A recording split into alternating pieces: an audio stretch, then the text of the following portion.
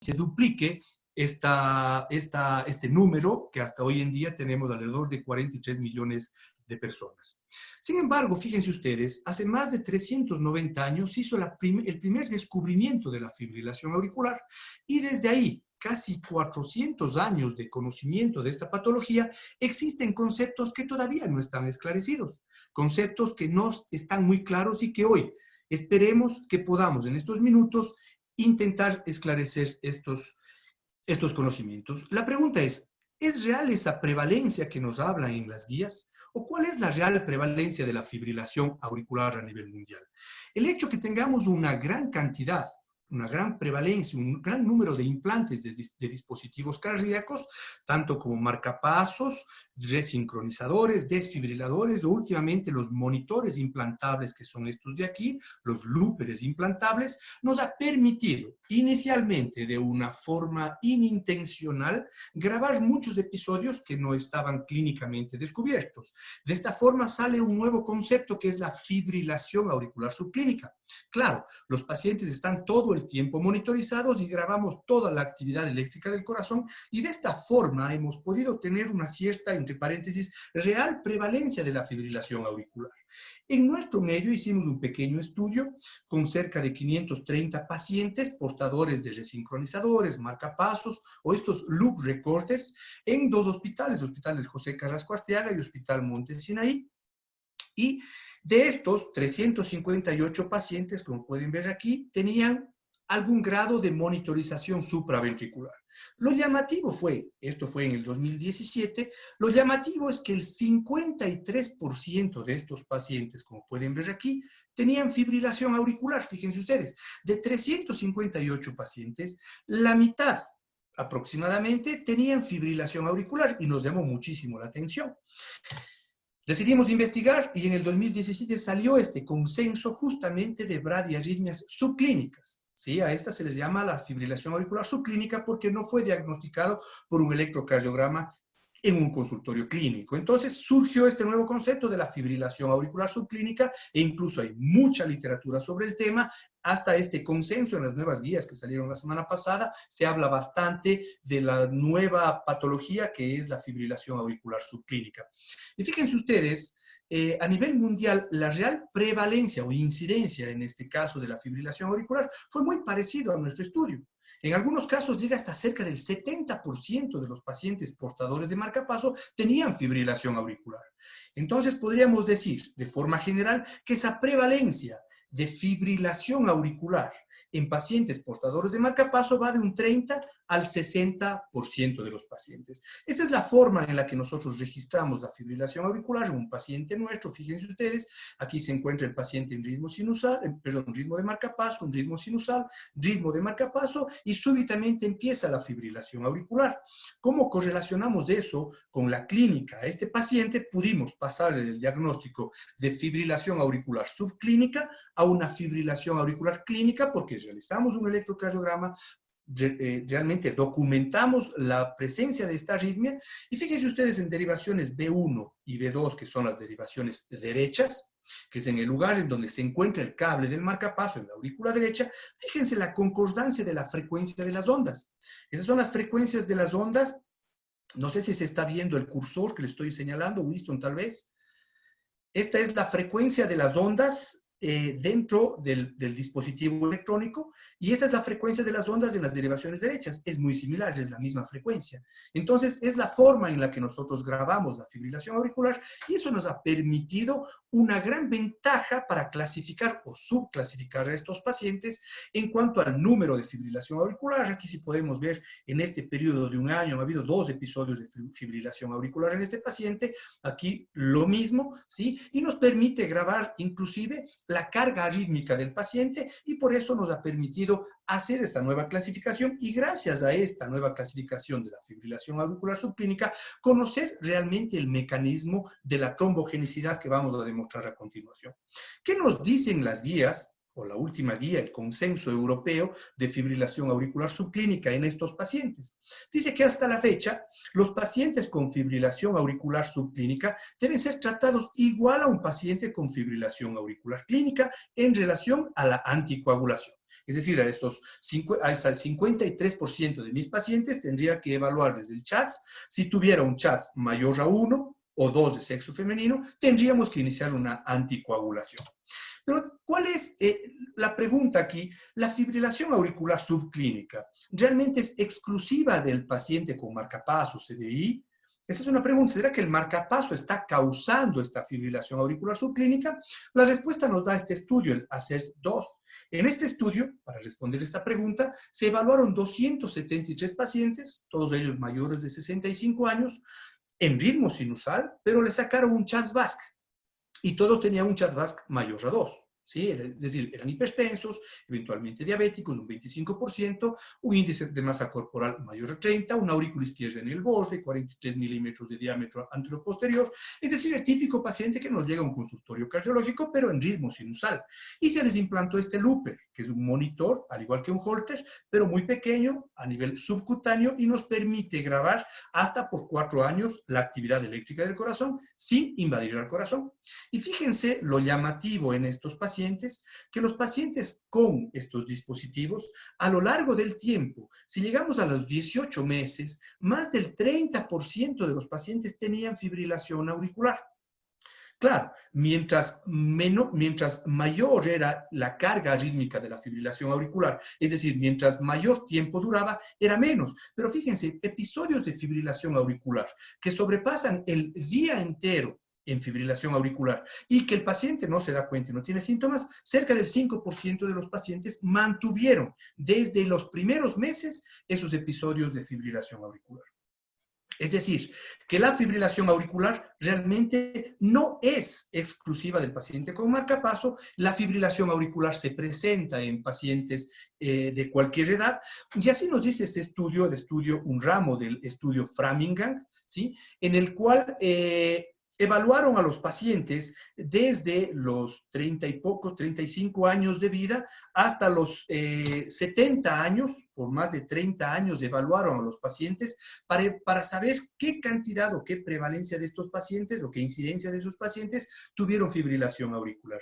Y es muy llamativo que hasta más del 25% de los pacientes en este estudio de casi 40 años evaluaron que tuvieron episodios de fibrilación auricular.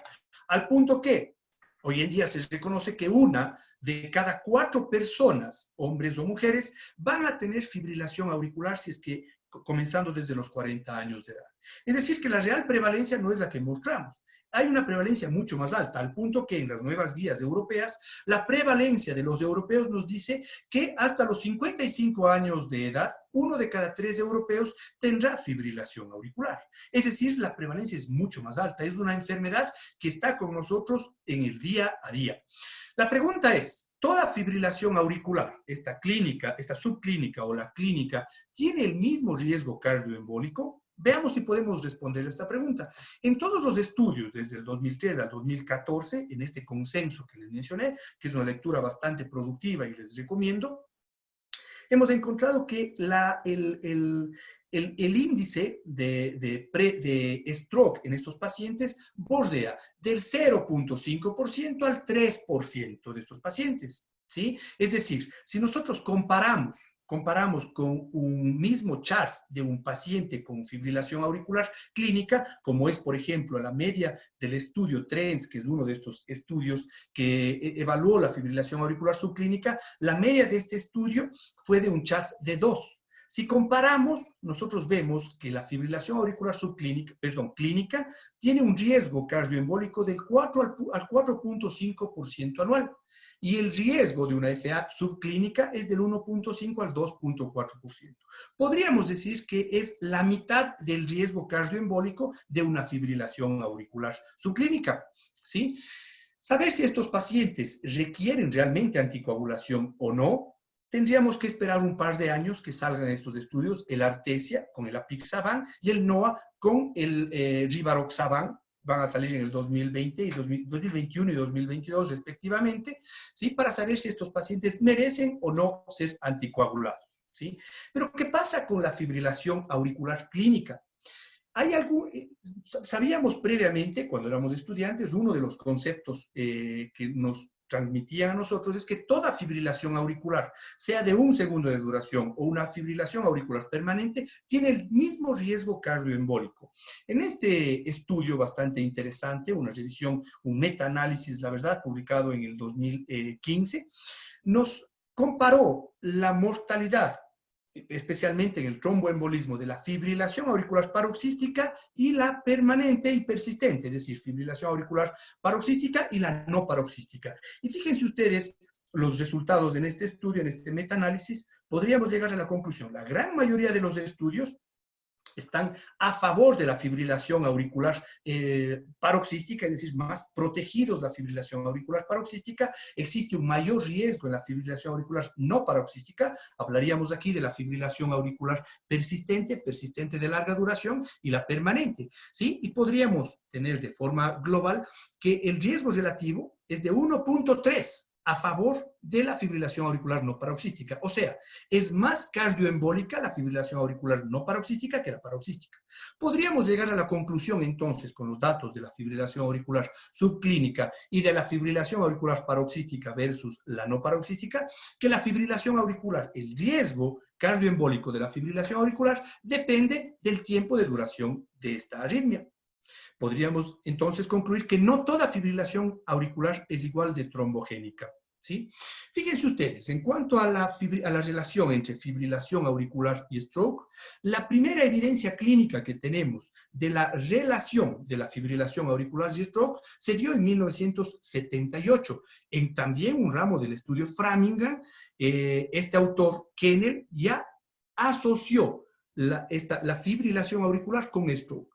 Pero desde este año hasta la actualidad, si ustedes revisan metódicamente, no existe un solo estudio que demuestre una relación causal de la fibrilación auricular con el stroke. Solamente hay una asociación.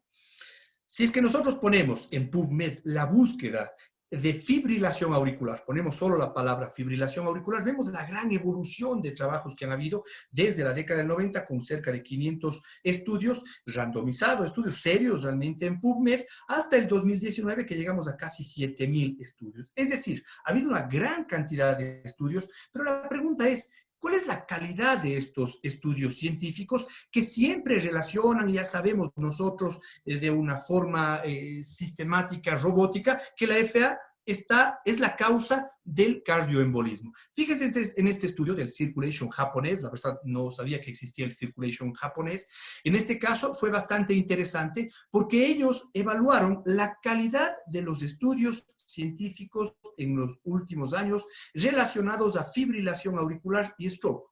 De forma práctica, ellos evaluaron 329 pacientes, pero fueron filtrando de acuerdo a que los estudios fueron inapropiados, lenguaje inapropiado, si es que la población en estos pacientes incluyeron a fibrilación auricular no valvular, si es que tenían más del 10% recibiendo prevención, etcétera, etcétera, etcétera, y llegaron a que solamente 9 de estos 329 estudios realmente eran estudios serios, válidos para poder ser comparados. Es decir, la evidencia actual que tenemos de la relación de fibrilación y auricular y stroke realmente es pobre. Es por eso es que debemos conocer más mediante la fisiopatología de esta fibrilación auricular, y es lo que vamos hablar a continuación. Entonces, no ha habido ningún solo estudio que demuestre una relación causal entre la fibrilación auricular y el stroke, o por lo menos una relación causal exclusiva de la fibrilación auricular y el stroke. Todos estos estudios han demostrado una asociación entre fibrilación auricular y el stroke. ¿Existe esa relación causal? Es una siguiente pregunta. Veamos si podemos responder si es que existe relación causal entre la FA y el stroke. De nuevo vamos a este estudio, el estudio TRENDS, un estudio que se realizó en pacientes que tenían desfibriladores, marcapasos, resincronizadores, parecido a nuestro estudio observacional. Ellos fue un estudio también observacional, prospectivo, evaluaron alrededor de 2,500 pacientes, ¿sí? Y en estos 2,500 pacientes tuvieron 40 eventos cerebrovasculares. Lo llamativo fue que en estos pacientes, en la ventana de 30 días, se observaron los 30 días previos al evento cerebrovascular. Y fíjense ustedes aquí, De estos pacientes, de los 40 eventos cerebrovasculares, solo 24, es decir, un poco cerca de la mitad de estos pacientes tuvieron, perdón, el 24% de estos pacientes, solo el 24% de estos pacientes tuvieron fibrilación auricular grabada en estos dispositivos en los últimos 30 días. Y ahí surge la pregunta, pues, ¿será realmente que la fibrilación auricular tiene esa relación causal? Realmente, si es que en el 76% de estos pacientes no hubo FA en los 30 días iniciales o anteriores al evento cerebrovascular, nos surge una interrogante. En este segundo estudio, el estudio ACERT, es un estudio más nuevo del 2015, se hizo un análisis muy parecido. En este tuvieron 2.500 pacientes, ¿sí? Todos ellos monitorizados también por medio de marcapasos, y se les evaluó que 51 de estos pacientes tuvieron un evento cerebrovascular. ¿Qué pasó en estos pacientes? Podemos evaluar que de estos pacientes, en los 3 meses previos, no solamente en los 30 días, sino en los 3 meses previos al stroke de estos 51 pacientes, únicamente 4 pacientes tuvieron fibrilación auricular. Es bastante raro. Podríamos seguir diciendo que la fibrilación auricular es la causa. ¿Sí? De estos pacientes, más del 90% no tuvieron FA, pero tuvieron un evento cerebrovascular cardioembólico. ¿Sí? Entonces, ¿qué relación hay entre la fibrilación auricular y el stroke? En este mismo estudio, en las conclusiones del estudio ACERT, ellos comentan que la fibrilación auricular podría ser simplemente un marcador de riesgo para stroke, más no la causa. Y en eso nos vamos a basar en las siguientes diapositivas. Fíjense ustedes, un resumen de los principales estudios, el TREND, ACERT e IMPACT AF, que ustedes podrían leer posteriormente. Es bastante interesante. Todos ellos, lo que está en azul en estas curvas, son los pacientes que tuvieron fibrilación auricular previo al evento cerebrovascular. Fíjense que la gran mayoría en todos estos estudios, un común denominador, es que cuando hay un evento cerebrovascular cardioembólico confirmado por medios cerebrovasculares, vemos que un pequeño porcentaje, podríamos decir que alrededor del 10% únicamente, tuvieron fibrilación auricular en los días previos, tanto 30 días antes o 3 meses antes. Perdón, se me colocó zoom. Ahí. Muy bien, entonces podríamos confirmar que no existe, eso está claro, confirmado, es un concepto que está en las nuevas guías, no existe una relación temporal entre fibrilación auricular y el evento cerebrovascular. Es decir, ese concepto que nos grabaron desde la universidad, que la fibrilación auricular produce evento cerebrovascular, se va deshaciendo. No existe esta relación temporal entre FA y evento cerebrovascular. No hay una relación causa-efecto.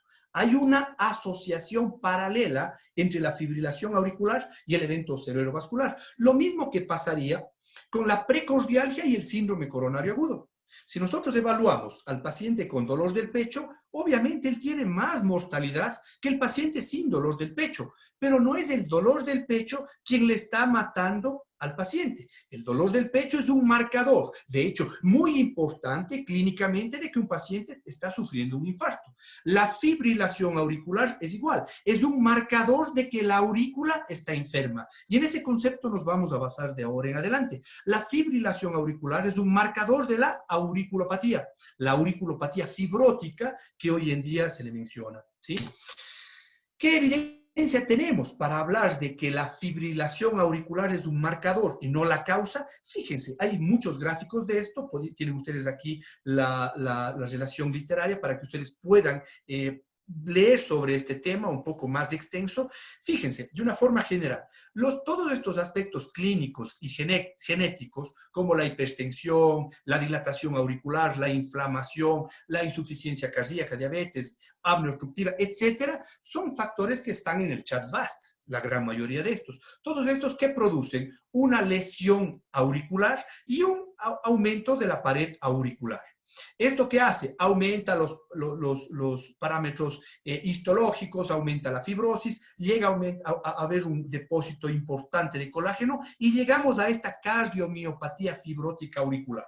Fíjense ustedes, esta cardiomiopatía fibrótica auricular por medios propios, sin fibrilación auricular, podría llegar por medio de inflamación, trombogénesis, etcétera, etcétera, daño tisular, activador de muchos parámetros como von Willebrand, el plasminógeno tisular, etcétera, al tromboembolismo, sin la necesidad de que haya fibrilación auricular. Claro, que esta cardiomiopatía auricular produce fibrilación auricular y la misma fibrilación auricular aumenta la fibrosis también. De esta forma estamos creando un círculo vicioso entre la fibrosis y la fibrilación auricular.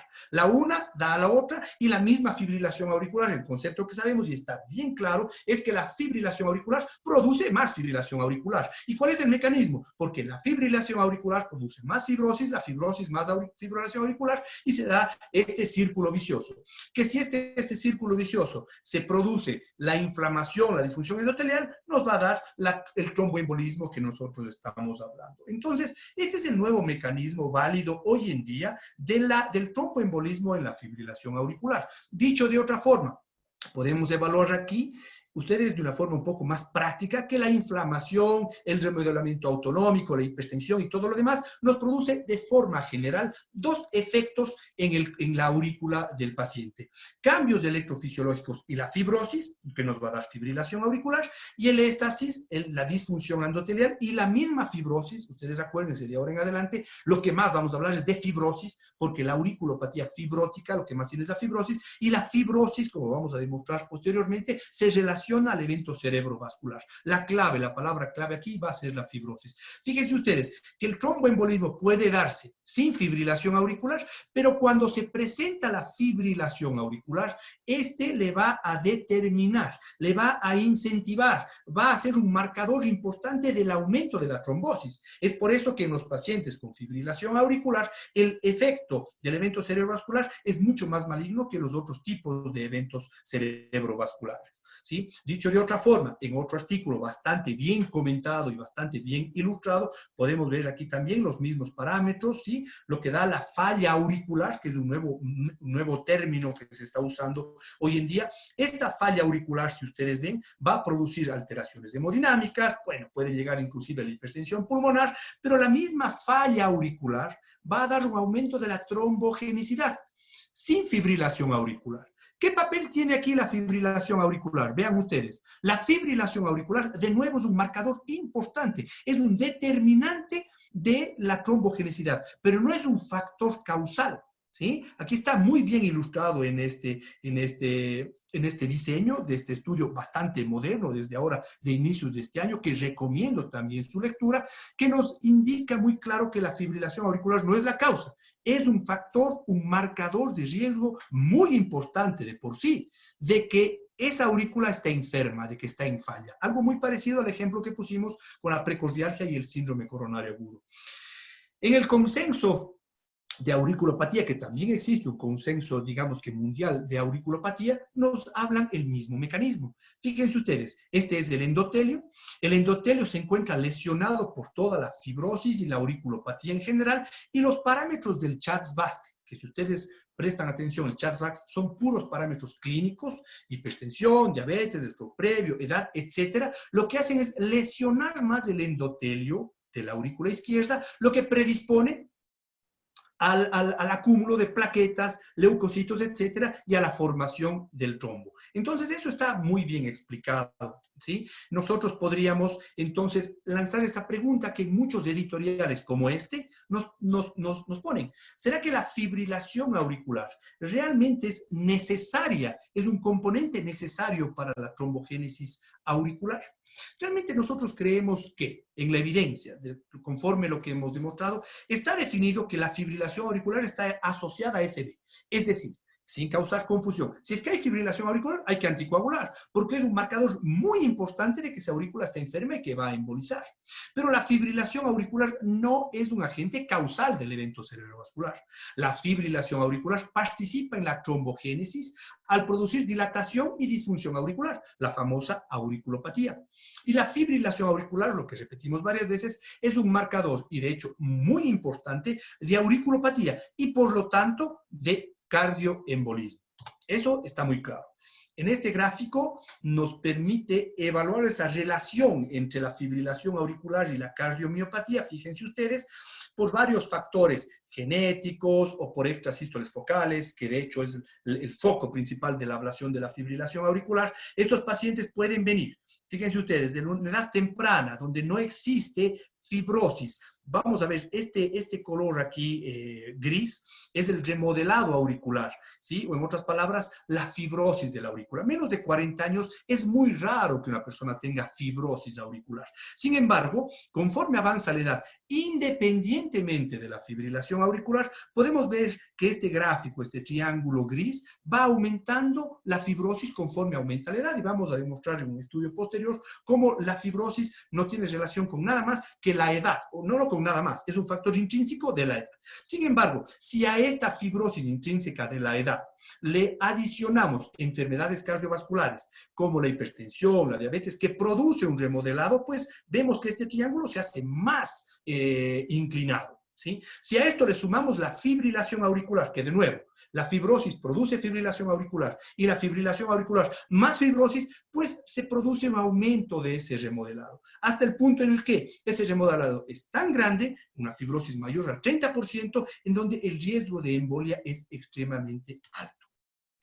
Entonces, de nuevo, ¿qué relación existe entre la fibrosis y el riesgo cardioembólico? Una relación muy alta. De nuevo, decimos que la fibrosis es el responsable prácticamente del cardioembolismo. Y en este estudio, bastante interesante, se evaluó la relación que existe entre la fibrosis auricular y el riesgo de eventos cardioembólicos. Y fíjense ustedes, de acuerdo a la clasificación de Utah de la resonancia cardíaca de fibrosis, clasificamos un estadio 1 que es menos del 5%, un estadio 2 del 5 al 20%, un estadio 3 del 20 al 30% y estadio 4 mayor al 35%.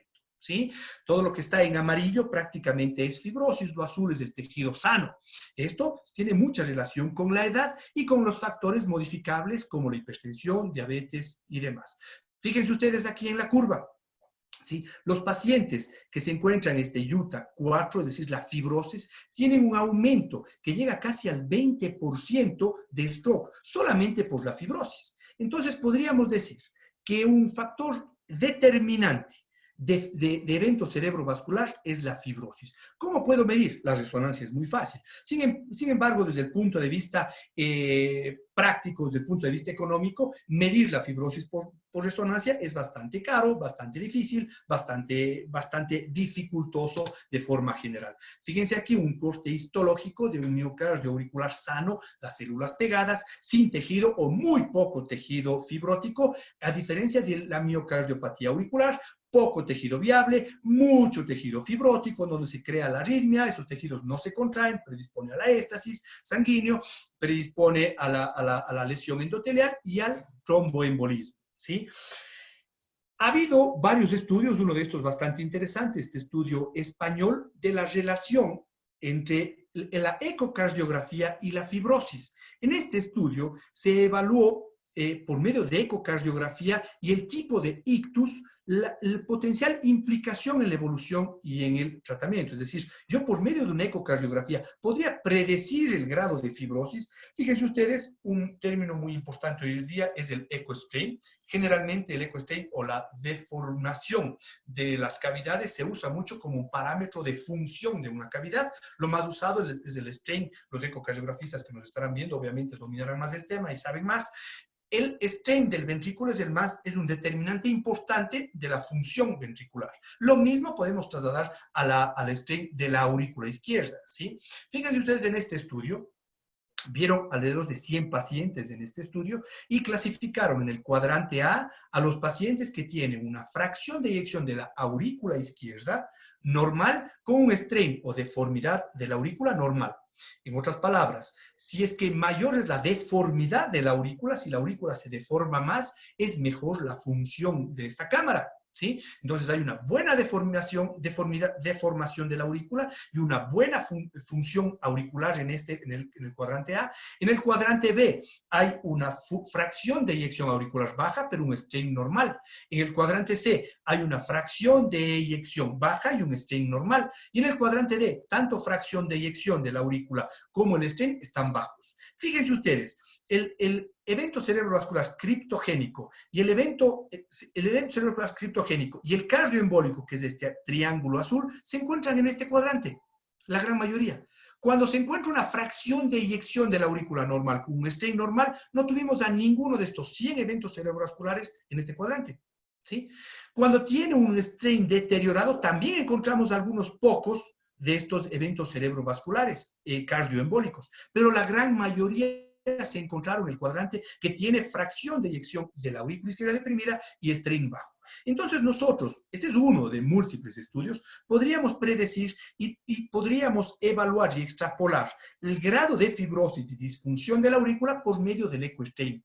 Y esto en las guías hoy en día nos habla muy claro, guías de la semana pasada o de esta semana también, nos dice que, claro, para todo paciente que tenga fibrilación auricular debe ser estratificado el riesgo por medio del score clínico que es el Charles-Basque. No ha pasado de moda, a pesar de tener otros scores que se han intentado comparar con el Charles-Basque. El Charles-Basque es el score más práctico y más eficiente en cuanto a predecir eventos cerebrovasculares. Sin embargo, en las guías nos ponen muy claro, no son los únicos factores, debemos evaluar otros muy importantes son la disfunción renal. La disfunción renal incluso se ha comparado en algunos estudios con la insuficiencia cardíaca. ¿Sí? El apnea del sueño, la miocardiopatía hipertrófica, etcétera, etcétera, y nos habla dentro de las imágenes la ecocardiografía, en donde podríamos ver la dilatación auricular, trombos, velocidades, etcétera. Es decir, la ecocardiografía, no soy ecocardiografista, pero nos ha ayudado muchísimo, los ecocardiografistas están felices cuando hablemos de este tema, nos ayuda mucho a predecir quién es el paciente que está en riesgo de sufrir un cardioembolismo o no, independientemente que tenga o no fibrilación auricular. El Charles-Basque, que ustedes conocen, es muy importante, no ha pasado de moda, y es lo que realmente debemos hacer a un paciente con fibrilación auricular, pero no nos olvidemos de estos otros parámetros importantes. Para poder continuar en relación a esto, vamos a hablar de un caso clínico en el cual voy a pedir la colaboración de todos. Las votaciones serán anónimas que haremos a continuación y quiero que me ayuden. Un caso reciente, llegó al hospital nuestro, al hospital José Carrasco Arteaga, un paciente masculino de 63 años, hipertenso controlado, sin ningún otro factor de riesgo cardiovascular. Este paciente acude a la emergencia por palpitaciones e hipotensión. Se diagnostica de fibrilación auricular de alta respuesta ventricular, es el primer episodio en su vida, y claro, como estaba acompañado de hipotensión, le catalogaron como una fibrilación auricular con inestabilidad hemodinámica y realizaron una cardioversión eléctrica. Este paciente permanece hoy en día en ritmo sinusal en vigencia de beta bloqueador. ¿Sí? Este es el trazado del paciente durante la crisis, parece muy regular, al inicio puede confundir al ojímetro, pero realmente es una fibrilación auricular de muy alta respuesta ventricular, alrededor de unos 180 a 190 latidos por minuto, realizaron la cardioversión y este es el electrocardiograma posterior a la crisis. ¿Sí? Está en ritmo sinusal, en vigencia de beta bloqueador, discretamente baja esta frecuencia cardíaca, la onda P, que aparenta ser normal, eventualmente un poquito más dilatada, pero una onda P normal. Podrían, al terminar, podrían hablar a alguien si es que quiere de este electrocardiograma o discutir sobre este caso clínico, que es la parte final de esta exposición. Entonces, es un paciente de 63 años de edad, hipertenso, primer episodio de FA, al momento en ritmo sinusal, en uso de beta bloqueador. Les pregunto a todos ustedes, ¿cuál sería su conducta? A, por el riesgo de stroke, yo inicio anticoagulación oral en este paciente, acuérdense de hacer el Charles-Basque. B, tiene un riesgo bajo, por lo cual administro únicamente ácido acetil salicílico. Opción C, no inicio ningún fármaco para prevención de stroke porque me parece que es de bajo riesgo, o realizo exámenes complementarios para evaluar si requiero o no realmente una anticoagulación. No sé, Winston, si nos ayuda a pensar que yo puedo aquí. Por supuesto, yo inicio el... Iníciale, por favor, la votación. Perfecto, vamos a empezar. Voy a compartir la Si votación. nos ayudan, daremos unos 30 segundos para votar. Tienen de nuevo ahí, paciente de 63 años. Nos faltó hipertenso ahí, ¿no? Es Sí, hipertenso, primer episodio de FA, ¿sí? Acuérdense, ya no se debe usar el término long atrial fibrillation, ¿sí? Porque el mecanismo es diferente.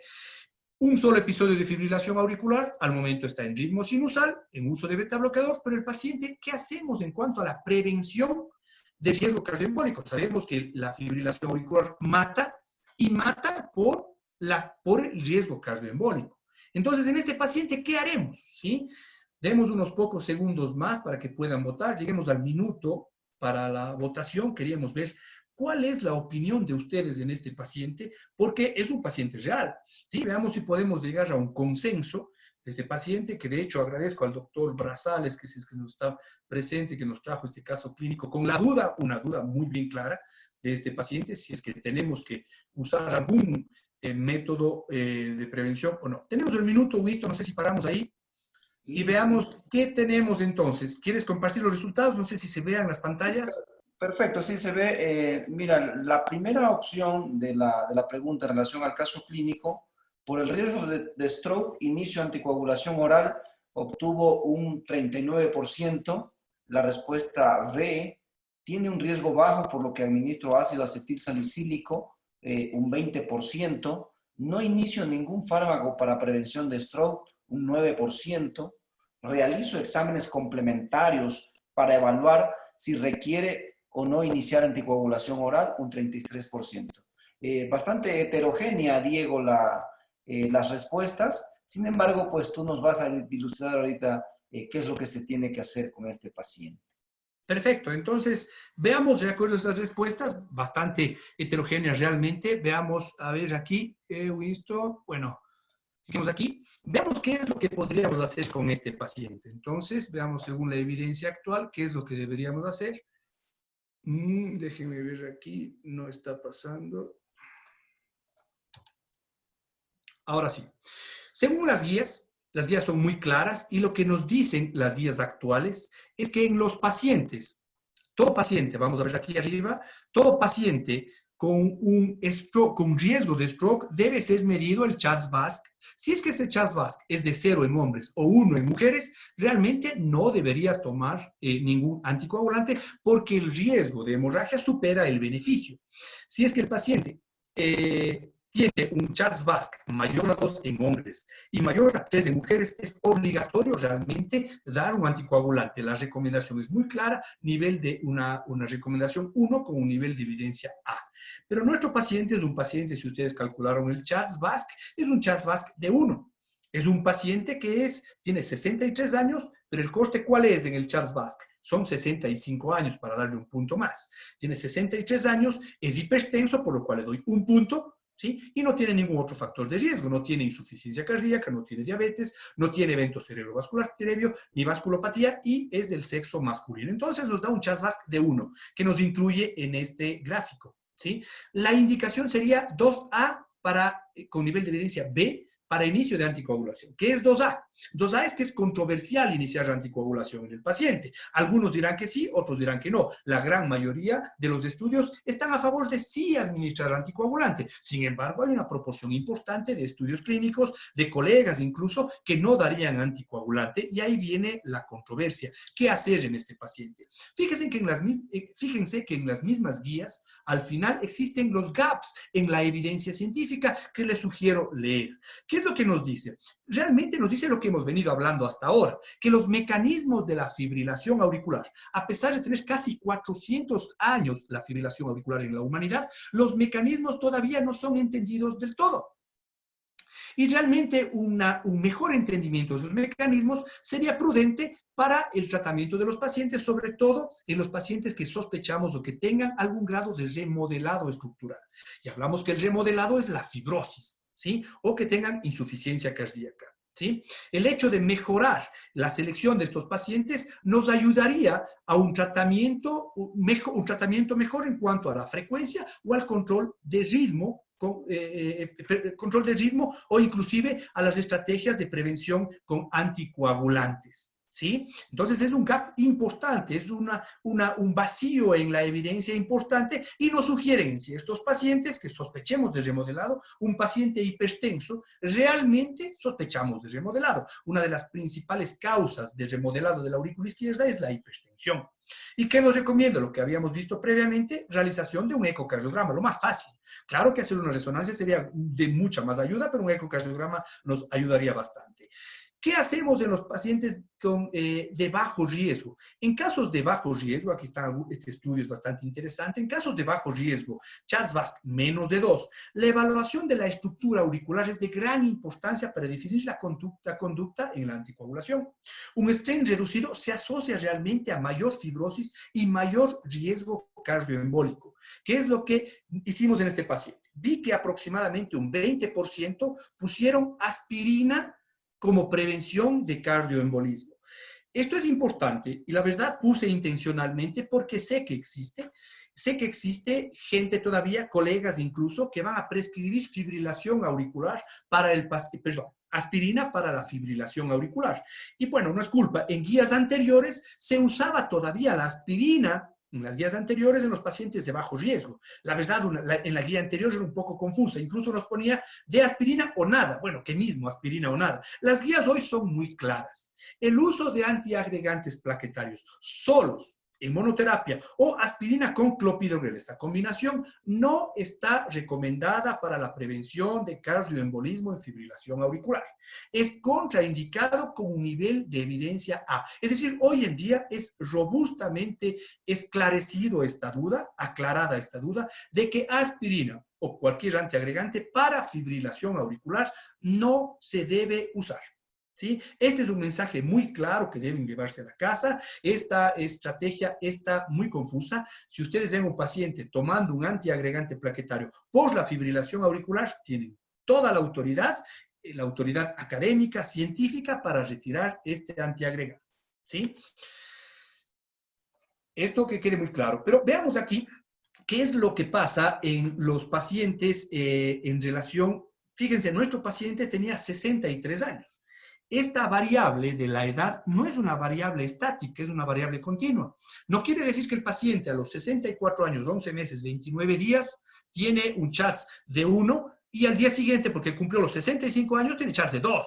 ¿Sí? La verdad, esto es una variable continua y 63 años está cerca de los 65. Al ser una variable continua, vean ustedes en este estudio interesante el riesgo dentro de todos los factores del Charles-Basque, comparando a un Charles-Basque de 0 con los otros factores determinantes o modificables del Charles-Basque. Fíjense ustedes, un Charles-Basque de 0, el único que está muy cerca de la curva de Charles-Basque 0 es el sexo femenino. Es decir, de todos los factores del Charles-Basque, el sexo femenino es el más débil de todos ellos y se le considera hoy en día a un factor modificador. Solamente debe ser usado cuando exista otro factor de riesgo. Por ejemplo, una señora hipertensa, sexo femenino tiene más riesgo que un hombre hipertenso. ¿Sí? Una señora con insuficiencia cardíaca femenino tiene más riesgo. Pero aisladamente, el sexo femenino no tiene un valor predictivo en cuanto al evento cerebrovascular. Por contraparte, fíjense ustedes, la edad de 65 a 74 años, que en el Charles-Basque nos da un punto, yo creería que es el más importante. Fíjense ustedes, con el pasar del tiempo, incluso a los 8 años, es el factor que más embolismo de forma aislada ha producido, cerca incluso del 15% de los pacientes, solo por la edad. Como mostramos en el gráfico previo, ¿qué es lo que produce la edad? La edad, por sí sola, fibrosis, ¿sí? Y si es que nosotros comparamos con los dos puntos del Charles-Basque, que es en los pacientes mayores de 75 años, fíjense ustedes que esta curva aún se separa más de todas las otras. Es decir, que por la simple edad yo debería tomar una consideración aparte en estos pacientes. La edad es un factor predictivo de eventos cerebrovasculares en los pacientes que tengan fibrilación auricular. En este otro estudio, si bien es bastante antiguo, del 2004, se evaluó las características electrofisiológicas y electroanatómicas. Ya se hicieron mapeos electroanatómicos en el 2004 en los pacientes evaluando la edad. Fíjense ustedes que en la tabla 1 todos los parámetros fueron iguales, no significativos, excepto obviamente la edad. Dividieron en 3 grupos, a 60, una media de 66 años, grupo A, grupo B una media de 50 años, grupo C una media de 24 años. Sí, obviamente fue significativo. Y fíjense ustedes el grado de fibrosis en estos pacientes. Este es el mapeo electroanatómico en donde nosotros vemos que el grado de fibrosis está representado aquí por el color marrón. En el grupo A, fíjense ustedes, gran fibrosis. El tejido sano, el tejido un poco más, digamos, oscuro, más azul, verdoso. Aquí tenemos mucha fibrosis. ¿Sí? En el grupo B de los 50 años hay fibrosis, pero no tanto como en los 66 años. Y en el grupo C de los pacientes de 24 años, casi nada de fibrosis. Diríamos que aquí algo que eventualmente podría ser hasta un artefacto por estar cerca del diafragma. ¿Sí? Pero vemos que la relación, la fibrosis se relaciona con la edad y es un parámetro dinámico, no es un parámetro estático, por lo cual tenemos que tener en consideración, nuestro paciente tiene 63 años. No podemos determinarle como si fuera de un riesgo bajo. Y solo por eso yo creería que ese paciente tiene algo de fibrosis. Las imágenes de nuestro querido colega nos ha enviado, ¿sí? Son las imágenes de este mismo paciente realizadas el día de hoy, por eso es que al apuro nos ha enviado y son solo fotografías. ¿Cuáles son los parámetros en este paciente? Discreta hipertrofia del ventrículo izquierdo, sí, porque es hipertenso. Los diámetros de las cavidades estuvieron dentro de los parámetros normales, les quedo debiendo las imágenes en detalle, y el strain auricular nos puso de 17.4. ¿Cuál es el strain normal de forma global? Lo que hemos conversado con los ecocardiografistas, mayor al 30%. Si en este caso tiene 17%, es decir, la contracción, la deformidad de la aurícula está bastante baja.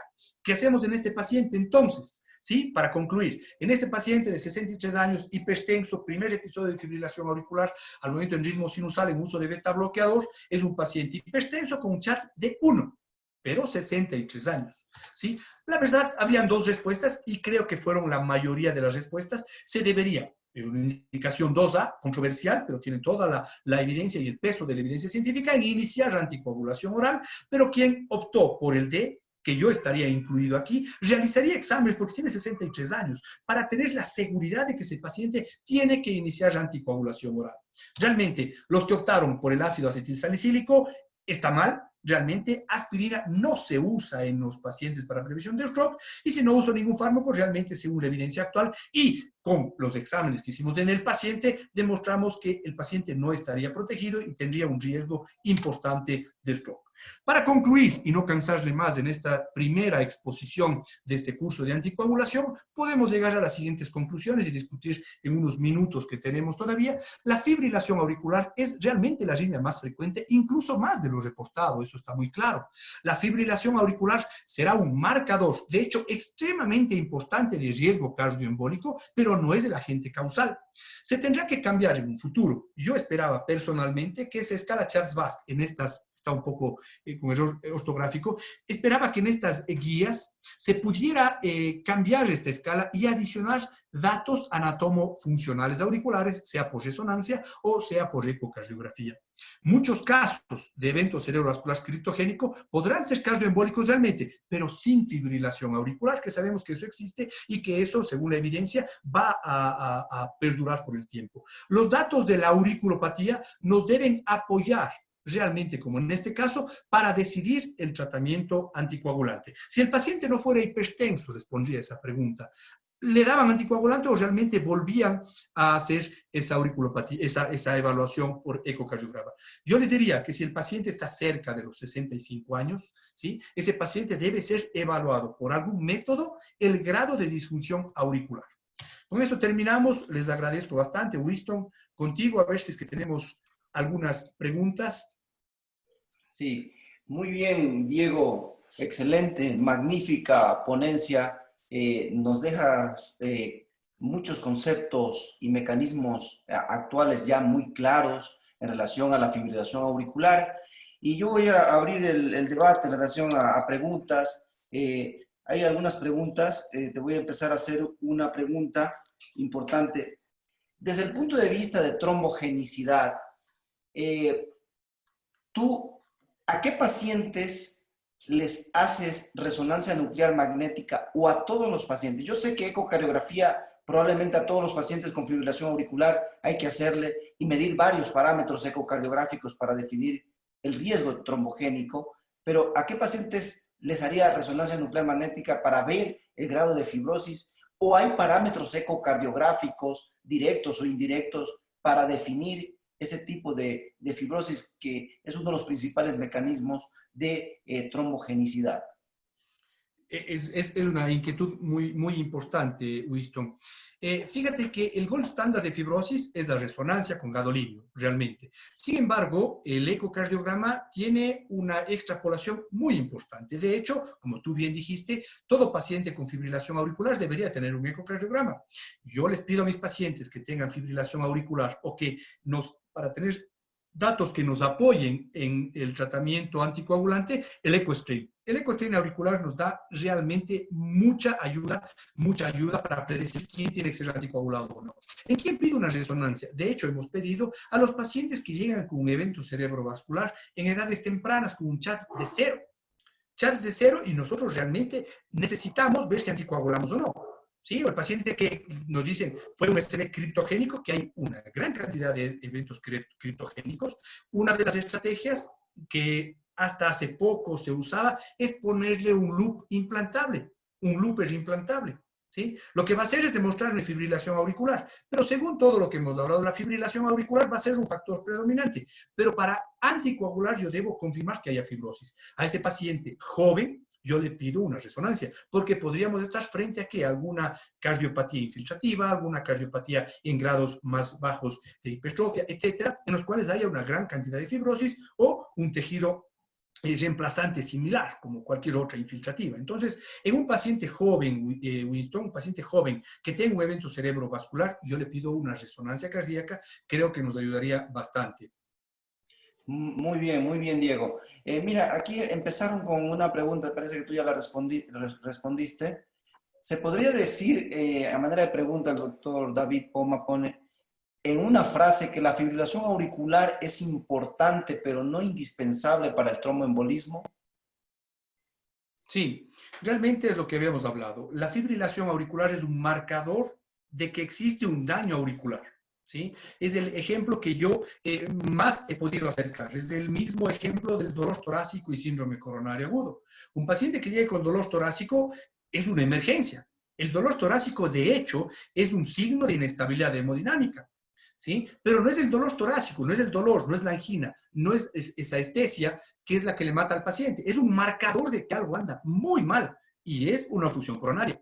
En la auriculopatía, un marcador de que algo anda muy mal es la fibrilación auricular. Solo que, bueno, no a diferencia, en el dolor torácico también, ¿qué es lo que hace el dolor torácico? El dolor torácico secreta más adrenalina, más catecolaminas y esto produce más vasoconstricción. Entonces, el dolor torácico es malo para el síndrome coronario agudo, porque aumenta, en teoría, la oferta-demanda. En el stroke y fibrilación auricular podríamos extrapolar a lo mismo. La FA produce más fibrosis en sí. Entonces, es un marcador de que algo anda mal, de que la aurícula está muy enferma, pero también la fibrilación auricular, si yo no le trato adecuadamente en un inicio, le va a causar mayor fibrosis. Entonces, podríamos llegar a esa conclusión de que la fibrilación auricular es un factor, un marcador importante, pero no el agente causal. Eso sí podríamos llegar a esa conclusión. Muy bien, Diego. A manera de anuncio, dos cosas. Por favor, les pido a todos los asistentes que modifiquen el nombre, a los que no tienen en sus dispositivos el nombre como tal, para la parte de certificados de asistencia. Y el otro punto, si alguien quiere hacer preguntas en vivo, puede levantar la mano. Te voy a hacer otra pregunta, Diego, que llegó aquí al chat, perdón, a la opción de preguntas y respuestas. ¿Por qué la dilatación auricular no es tomada en cuenta en relación a la fibrilación auricular y riesgo de stroke? No, la dilatación auricular sí es tomada en cuenta. ¿Sí? De hecho, cuando hay dilatación auricular es porque hay fibrosis, pero no es el método apropiado para evaluar la fibrosis. No es el mejor método para evaluar cómo es el strain. ¿Sí? Entonces, la dilatación, claro que es tomada en cuenta. Sin embargo, se han dado casos. Por ejemplo, en este paciente tiene una aurícula pequeña, pero un strain bajo. Si yo le hago una resonancia, podríamos confirmar que tiene fibrosis en este paciente. Lo opuesto también podría pasar. Podría pasar que el paciente esté con una aurícula discretamente dilatada y que también tenga fibrosis. Claro, si tenemos aurículas muy grandes, de hecho, el consenso es, si es que una aurícula está mayor a 55 milímetros de diámetro anteroposterior, que era lo que se usaba anteriormente, ese paciente tiene un riesgo, a pesar de estar en sinusal, con una aurícula dilatada, tiene un riesgo igual a una fibrilación auricular en un CHADS de 3. Entonces, claro que la dilatación auricular es importante, sin embargo, no es el principal parámetro. Claro, si es que vamos a hacer un ecocardiograma, tenemos que ver todos los parámetros conforme están en los estudios. Dilatación auricular, el volumen, la fracción de eyección auricular, que hoy en día estamos trabajando bastante con eso, y obviamente el strain. Entonces, son varios parámetros. Pero claro, habrán casos como este paciente que hay una disociación entre algunos de esos parámetros, ¿no? Excelente, Diego. Te hago otra pregunta en relación a esto. Si tú tienes a un paciente con fibrilación auricular, obviamente hay muchos parámetros de medición ecocardiográfica, el strain, la fracción de expulsión de la aurícula, la onda, la reacción EE', el contraste espontáneo, la onda reversa pulmonar, etcétera. Si yo obviamente, si te diría, ¿qué parámetros ecocardiográficos son los más relevantes? Mencióname tres, por ejemplo. Ecocardiográficos, te digo, el principal, el strain. El strain global, hay varios tipos de strain, que es un detalle ecocardiográfico que he estudiado, incluso a veces me confundo un poco más, pero confío en mis ecocardiografistas, confío en el informe que ellos me den y eso correlaciono con los ensayos clínicos que hay a nivel mundial. Pero el strain sería el más importante. Otro importante basado en la experiencia propia nuestra y basado en la experiencia mundial es la fracción de eyección auricular y el otro es el volumen auricular. El diámetro dejaríamos al lado, el diámetro se usó por mucho tiempo, el diámetro antero-posterior de la aurícula izquierda, sin embargo sabemos que la aurícula tiene tres dimensiones y el diámetro a veces no es un parámetro muy exacto. Los tres que me pedirías serían esos, fracción de eyección, strain y el volumen de aurícula izquierda. Perfecto, muy bien, Diego. El doctor Diego Espinosa nos hace una pregunta aquí también en relación a lo mismo, pero dice, si hacemos eco-strain a todos los pacientes mayores de 65 años y les encontramos deteriorada por fibrosis, ¿les anticoagulamos? O sea, él se refiere a un paciente que tenga eco-strain deteriorado, eco-strain auricular deteriorado, pero sería sin fibrilación auricular, pero tiene más de 65 años, ¿le anticoagulamos? A ver, por el hecho de tener más de 65 años, yo creería que si es que hacemos un eco strain, pero solo para comentar desde el punto de vista académico, si tenemos una fibrosis auricular, si es que hacemos una resonancia, vamos a tener por lo menos un UTA 2, es decir, más de un 10% de fibrosis. Si hacemos eco strain a todo paciente mayor de 65 años, el coste en estos casos, si bien en este estudio se hizo en pacientes mitrales, con estenosis mitral, el coste fue 17%. En este estudio, que no me acuerdo el nombre, si es que el paciente tiene el ritmo sinusal más de 17%, el riesgo de que haga FA y el riesgo de embolismo es de un 40%. Si tiene menos del 17%, no me acuerdo cuántos años, parece que 5 años, si tiene menos del 17%, el riesgo es del 90%. Es decir, claro, si yo sospecho y por algún motivo hago un eco-strain al paciente, y si es que tiene, a pesar de no tener fibrilación auricular, un strain bajo, pues el paciente debe ser anticoagulado, sin duda alguna. ¿En quién sospecharíamos para ser protocolario? Todo paciente en FA va a tener, en riesgo hipertenso, va a tener un eco. Si ese eco vemos que hay una discreta dilatación, hágale eco-strain. Yo creería que en un futuro va a ser protocolizada en todo paciente hacer strain de aurícula izquierda. Hoy en día no se hace tan frecuentemente, pero si es que vemos que está en el límite, o si el paciente está en ritmo sinusal, pero es diabético, es hipertenso, que sabemos que esos factores sistémicos lesionan el endotelio auricular, pues habría que pedirle un eco strain. Y claro, la pregunta es sí, si el paciente mayor de 65 años tiene un strain deteriorado por fibrosis, hay que anticoagularle, sin duda alguna. Perfecto, Diego, muy bien. Mira, otra pregunta, yo creo que sí nos da tiempito todavía para responder. Sí, sí. El doctor Carlos Lara nos pregunta aquí, ¿se podría recomendar, o sea, a pacientes mayores de 50 años de edad en adelante, realizar como screening ecocardiográfico para prevenir un posible evento cardiovascular a futuro? Es una excelente pregunta y de hecho, fíjense cómo nosotros cardiólogos estamos tan atrasados. Existen preguntas parecidas desde el punto de vista cardiovascular. Lo mismo hicieron la pregunta, ¿será que no es productivo desde el punto de vista costo-beneficio realizar un score de calcio a todo paciente de 40, 50 años para predecir un síndrome coronario agudo? Claro que es útil. Claro que es útil. Si nosotros hacemos endoscopías digestivas bajas, colonoscopías a pacientes pasados los 40 años para ver cáncer de colon, ¿por qué no hacer un simple eco-strain? ¿Por qué no hacer un score de calcio? Sin duda, mi comentario personal sería, claro que sí, sin duda, sería que hacer. Sin embargo, ninguna guía nos dice eso. Creería que el futuro es por ahí. creería que en el futuro deberíamos hacer por prevención.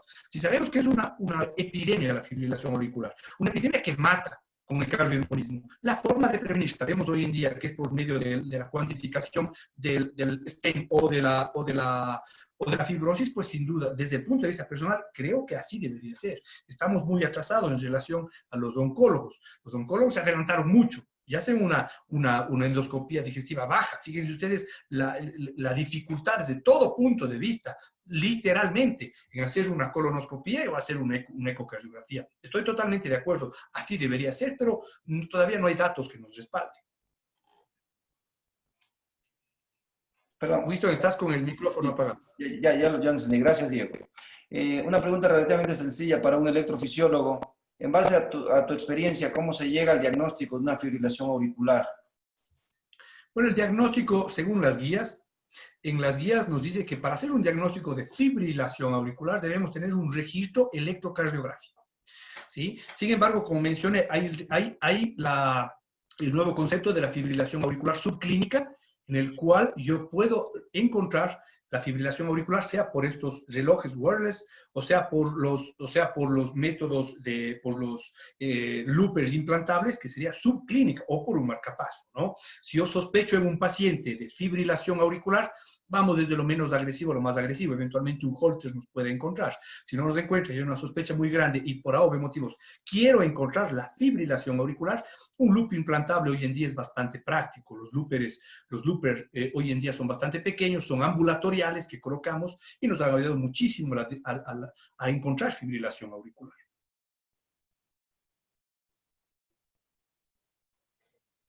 Winston, tu micrófono. Muy bien. Otra pregunta, Diego, aquí en relación a lo que está en boga en la actualidad. Dice, si consideramos, la doctora Jessica Ríos nos hace esta pregunta, si consideramos la fibrosis cardíaca como secuela cardiovascular post-COVID, ¿se podría anticoagular un paciente PSA un chat 2 bajo, o sea, de 1? A ver, la verdad no sé. No podría confirmar esa pregunta, es muy interesante. Sabemos que la fibrosis es secundaria a la miocarditis. No todos hacen fibrosis. La miocarditis en COVID bordea el 16% de los pacientes y cuidados intensivos hacen miocarditis. Y la fibrosis observada en nuestros pacientes generalmente es ventricular. No sé personalmente de datos de fibrosis auricular, pero creería que si es que hay una fibrosis auricular de cualquier etiología, tendría que seguir por el mismo camino, tendría que ser anticoagulado, pero no tengo datos en ese sentido, estaría solo extrapolando. Perfecto, Diego. Yo creo que aquí hay muchas cosas que van a salir a futuro y ya está saliendo mucha información en relación a esto. El doctor Roberto Álvarez hace una pregunta en relación a cuál cree que será la visión a futuro en el tratamiento de la fibrilación auricular, porque ahora en la actualidad se puede detectar de manera más temprana, incluso predecir su aparición mucho tiempo antes, por ejemplo, con el método de strain auricular. ¿Estos métodos deberían ser incluidos en el examen de rutina dentro de un ecocardiograma? Te felicita por la excelente exposición.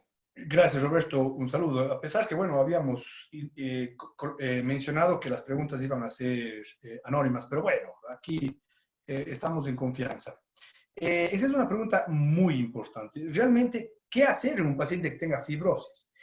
Les comento, nosotros estamos en la segunda fase de un estudio que se llama BISCAF, que es Bisoprolol in Subclinical Atrial Fibrillation. Es una fase, estamos queriendo tener 15 pacientes, en los cuales nosotros le encontramos fibrilación auricular subclínica, hacemos el ecostrain, demostramos que tiene un ecostrain bajo, y le damos beta bloqueador en dosis alta, porque todos ellos tienen marcapaso en la fibrilación auricular subclínica, parte de los pacientes que les mostré anteriormente, ¿sí? Porque ¿cuál es la situación? ¿Cuál es el principal fármaco para la disfunción ventricular izquierda, Winston? ¿Cuál es el principal fármaco para la disfunción ventricular izquierda? El beta bloqueador. Exacto, los beta bloqueadores. Beta bloqueadores disminuye hasta el 40% el riesgo de muerte súbita. ¿Por qué, si es que estamos hablando de una misma patología, disfunción, pero de la aurícula, por qué no usar beta bloqueador? Ya hay estudios con IECA, pero no hay estudios con beta bloqueador. Y más aún en fibrilación auricular subclínica. Entonces, lo que estamos haciendo en esta segunda fase de este estudio BISCAF, que será después socializado, es ver si es que el beta bloqueador en dosis alta, 20 miligramos, produce algún grado de disminución de esa fibrosis medida por el EcoStream. Vamos a tener resultados en un futuro. Pero hoy en día, ¿qué hacemos? Es que nosotros encontramos previamente una fibrilación auricular. También, ya en las guías está claro, si es que hay fibrilación auricular, ya podemos ablacionar como primera línea. ¿Se acuerdan de ese gráfico que había mencionado que la fibrilación auricular produce más fibrosis? Si es que yo trato de una forma definitiva inicialmente una fibrilación auricular en un paciente que está en CHA2-VASc de 0, yo puedo evitar que a un futuro el paciente suba el CHA2-VASc porque ya no tiene FA. Entonces, un parámetro importante es ablacionar precozmente al paciente. Si es que es por EcoStream, creo yo personalmente, no hay por qué no creer que el beta bloqueador ayude también a la auriculopatía o a la miocardiopatía auricular fibrótica que estamos llamando. Entonces, es una interrogante grande, no tenemos datos sobre el tema, pero creería que en un futuro sí vamos a tener. Perfecto, Diego. Yo creo que por fines de tiempo vamos a hacer 2 preguntas más. ¿Te parece? Claro. Ya, muy bien. Aquí hay una pregunta de Javier Campoverde. Yo sí digo los nombres porque es valioso el tema de preguntas. Es valioso porque se nota el interés de una charla, de una plática, y es fundamental esto, ¿no? Nos pudiéramos quedar toda la noche conversando aquí, sin embargo, pues, esta pregunta, si hay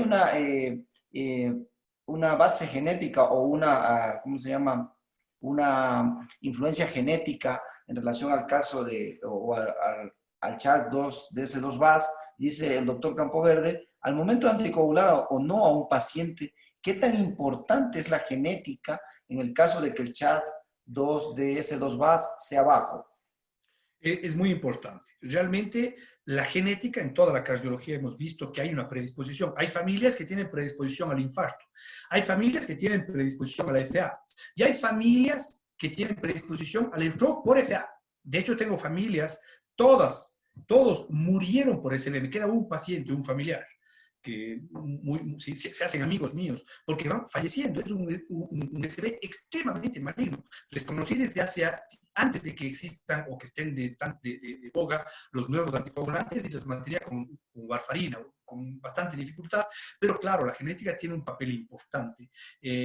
No les puedo especificar cuál es el gen que esté alterado, pero sí hay una genética que se ha observado. De hecho, hay fibrilaciones auriculares genéticas. Hay familias que desde temprana edad comienzan con fibrilación auricular. La genética tiene un papel muy importante. Yo no sé si en la anticoagulación, pero sí en la fibrilación auricular. Si hay un familiar con fibrilación auricular en temprana edad, es probable que los hermanos o familiares de primer grado tengan también fibrilación auricular. Es importante la genética. Perfecto, Diego. Muy bien. Vamos a responder 2 preguntitas más y con esto concluimos. Has estado con muchas preguntas en esta conferencia. Es interesante. Hay otra del doctor Diego Espinosa. Dice, ¿cuál es la alternativa en pacientes con fibrilación auricular que no se pueden anticoagular? O sea, un Hasbled mayor de 3, me imagino aquí. Fíjate, vamos a ver aquí, eso es importantísimo. La verdad no hubo tiempo, de hecho nos fuimos pasando por el tiempo, pero es un tema extremadamente interesante. El Hasbled elevado, un Hasbled elevado, ustedes saben, el Hasbled es el score para evaluar al paciente en riesgo de sangrado. Un Hasbled elevado no contraindica el uso de anticoagulantes. Lo que nos dice, y está muy claro en las guías, que un Hasbled elevado quiere decir que deben ustedes mucho más cuidado con ese paciente. Eventualmente consultas más periódicas, más precoces, evaluar los factores que podamos, factores de riesgo que podamos retirar del paciente, ¿sí? Pero un Hasbled elevado no indica contraindicación de anticoagulantes, eso tiene que estar muy claro. Tenemos una sola alternativa a la anticoagulación, que es el cierre percutáneo o quirúrgico de la orejuela izquierda. Sin embargo, hoy en día se mantiene en una indicación 2B. Es decir, es muy contradictoria y la gran mayoría de la comunidad científica opta por no usar este dispositivo. Sin embargo, de forma general, en la práctica clínica nuestra, mía personal, he visto pero muy pocos casos que tengan contraindicación absoluta. En las guías están claras, hay pocas contraindicaciones absolutas. ¿Cuáles son? Sangrado gastrointestinal que no sea reversible. ¿Sí? Yo que sé, un cáncer gástrico, algo que no sea reversible. Porque un sangrado gastrointestinal que sea reversible que sea, yo no sé, por algún foco que se pueda cauterizar, alguna cosa de esas, no es una contraindicación para el uso de anticoagulante, ¿sí? Un sangrado cerebrovascular sí es una contraindicación, sangrado cerebrovascular reciente es una contraindicación, en esos pacientes no podemos usar anticoagulantes, entonces son raras las contraindicaciones y la única alternativa que tenemos hoy en día es el cierre del apéndice auricular, sea percutáneo o sea quirúrgico, que tiene unos moderados, diría, a buenos resultados, pero no reemplaza de forma general al anticoagulante. De hecho, es importante aprovechar esta pregunta porque ha habido pacientes que incluso me han llegado a la consulta y me han dicho, doctor, sé de un dispositivo y yo quiero optar por ese dispositivo porque no quiero tomar anticoagulante. Y esa no es una indicación. Lo único recomendado hoy en día y lo que se ha demostrado que previene el stroke es el anticoagulante. ¿Sí? Saber qué anticoagulante y demás, el día de mañana conversaremos sobre el tema, pero la anticoagulación no tiene una alternativa, ¿sí? Serían casos de eventuales muy raros de contraindicación absoluta, ¿no? Perfecto, Diego, muy bien. Sí, efectivamente, el cierre o la exclusión percutánea de orejuela todavía no ha ganado espacio en la evidencia científica en la actualidad. Bueno, podemos hablar de casos especiales, por ejemplo, síndrome coronario agudo y fibrilación auricular, TAVI, fibrilación auricular, etcétera. El doctor Javier Ruiz nos hace una pregunta en relación a esto. Una paciente mujer, no nos pone la edad, pero con un CHAS 2-TS2-VAS de 1, tiene insuficiencia renal, está en hemodiálisis trisemanal, no hay alteraciones en el tamaño y volumen auricular, que me deja muchas dudas aquí en esto. Sin embargo, el doctor pregunta, si iniciamos anticoagulación, a esta paciente le hicieron una ablación, cardioversión eléctrica exitosa, pero no tiene datos de cuándo inició la fibrilación auricular. El doctor pregunta si iniciamos anticoagulación y por cuánto tiempo, y nos hace una segunda pregunta, que por qué la insuficiencia renal no se considera un factor de riesgo importante en la génesis de la fibrilación auricular. Es interesante, Javier. Vamos desde la segunda pregunta. ¿Por qué la insuficiencia renal no se considera un factor de riesgo? No en la génesis, sino yo le pusiera en el cardioembolismo. La insuficiencia renal, hay un estudio interesante, no hubo tiempo de presentar, es muy interesante este estudio, que evalúa la insuficiencia renal moderada a grave, inclusive antes de ir a la diálisis, tiene un riesgo de cardioembolismo muy similar a la insuficiencia cardíaca, mira, Javier y Winston. Un riesgo muy similar y debería ser expuesto. De hecho, en las guías nos menciona, al lado del CHARLS-Basque, nos menciona la insuficiencia renal. Es la misma pregunta que yo me hago. ¿Por qué no está dentro del CHARLS-Basque? La verdad, el CHARLS-Basque, para que tenga todo el éxito que tuvo, debió ser simple. Si nosotros le hacemos más CHARLS-Basque y de insuficiencia renal o lo que sea, ya no se hace tan práctico y yo creería que por ahí va la situación. A ese paciente que está en fibrilación auricular, no sabemos cuánto tiempo, debe ser anticoagulada. ¿Por cuánto tiempo? Toda la vida, indefinido. La insuficiencia renal predispone a una fibrosis importantísima, ¿sí? Entonces, la insuficiencia renal, de hecho, es un factor de riesgo cardiovascular, no solo para la fibrilación auricular, desde el punto de vista isquémico también. Lo que tú dijiste, Winston, yo dudo también que esa aurícula esté tan normal en ese sentido. Si hacemos un estreno o hacemos una resonancia, vamos a encontrar fibrosis sin duda. Y ese paciente debe ser anticoagulado indefinidamente. Perfecto, Diego, excelente respuesta. Ya la última, con esto cerramos el webinar de hoy, la sesión virtual. ¿Qué anticoagulante está recomendado en paciente que tiene un Hasbled elevado, intermedio o elevado? Bueno, las guías hoy en día nos recomiendan siempre predominar la indicación de los NOAC, los nuevos anticoagulantes o los anticoagulantes de acción directa, TOAC, como quieran llamarle, son los que de forma general deben prevalecer en la indicación por sobre la warfarina. Hoy las guías están muy claras por todos los estudios que se han demostrado hoy en día. Si tiene un Hasbled intermediario, igual, no modifiquen nada, ¿no? Por el contrario, si es que tiene un Hasbled alto, incluso con mayor razón debería ser usado un nuevo anticoagulante. El Hasbled aquí es un poco controversial, porque el Hasbled fue usado la escala Hasbled salió antes del 2010, Winston, y el Hasbled fue usado en pacientes con warfarina. Entonces, no sabemos qué pasa en el Hasbled con los pacientes con los nuevos anticoagulantes. Solo sabemos que fue hecho en warfarina. Entonces, hablar de Hasbled es hablar de warfarina. ¿Sí? Sin embargo, claro, podemos extrapolar. Pero en estos pacientes se debe priorizar los nuevos anticoagulantes. Mañana yo creería que esta pregunta podría ser tratada con un poco más de detalle, Winston. Sí, por supuesto. Excelente y magnífica ponencia, Diego. No queda más que agradecerte por tu participación en el inicio de las jornadas virtuales de la Sociedad Ecuatoriana de Cardiología. Consideramos que para empezar hemos tenido una audiencia bastante importante, cercana a los 100 participantes.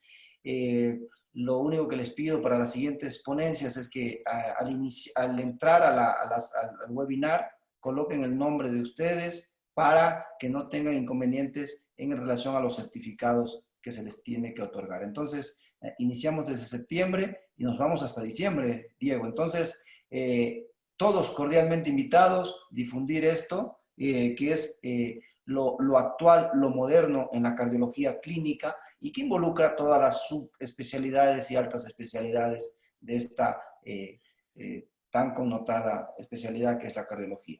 Bueno, pues muy buenas noches a todos. No sé si quieras decir algo más, Diego. No, agradecerte a ti, Winston, agradecer a todos los asistentes, Gracias. un agradecimiento muy especial a los laboratorios que hacen realidad estas exposiciones. Pedir a los asistentes en las siguientes sesiones que tienen que inscribirse. Una vez inscritos, podrán recibir su certificado, obviamente, si es que tuvieron la asistencia a estas charlas. Nada más que agradecerles y espero que haya sido de utilidad estas diapositivas, estos pequeños conocimientos y pues fomentarles el estudio de esta rama importante, una rama nueva que es la fibrilación auricular subclínica y la fibrosis auricular. Pues nada más, muchas gracias y buenas noches. Buenas noches, Winston. Buenas noches, Diego. Muchas gracias. Muchas gracias a todos.